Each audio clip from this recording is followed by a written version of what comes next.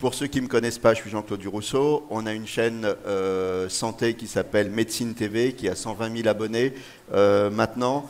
Vous pouvez la retrouver tous les jours sur YouTube. On vous donne un petit conseil santé qui s'appelle 2 minutes pour comprendre.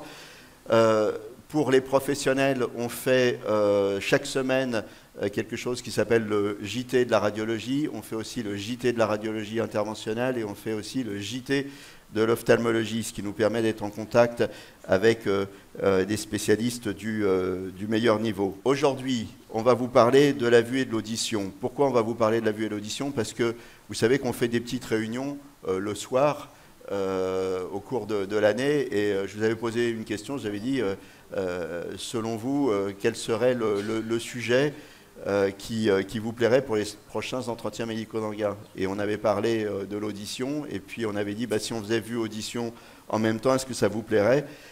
Vous aviez levé la main, donc voilà, on vous l'a fait.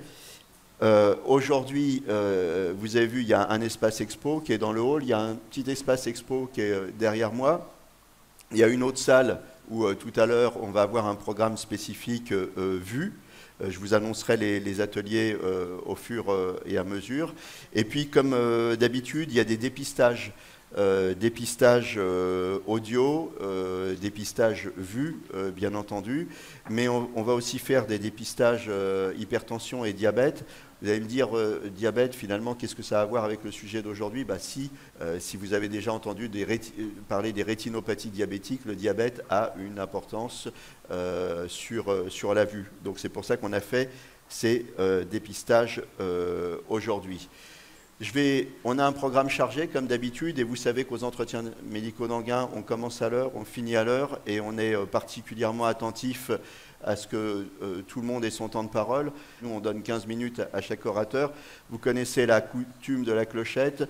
Les orateurs commencent à l'heure, et puis quand il leur reste 5 minutes, je leur mets un coup de clochette. Quand il leur reste 2 minutes, je leur mets un petit coup de clochette. Comme ça, tout le monde est à l'heure. Et ça permet aux derniers orateurs de ne pas parler devant une salle vide.